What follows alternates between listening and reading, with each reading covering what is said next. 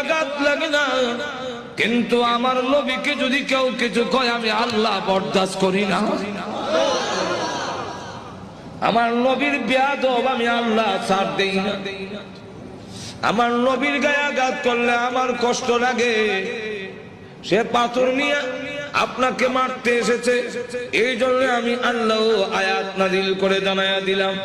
নবীজি এখন বদদুয়া করেন, আল্লাহ তোমার কুকুর সমূহ থেকে একটা কুকুরের উপরে মুসাল্লাত করে দাও, ছড়ায়া দাও।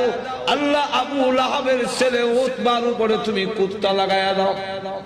আল্লাহ নবীর দোয়া হোক বদদুয়া হোক, জবান থেকে বের হতে দেরি হয়, আল্লাহর দরবারে তা কবুল হইতে একটা মিনিট দেরি হয় না।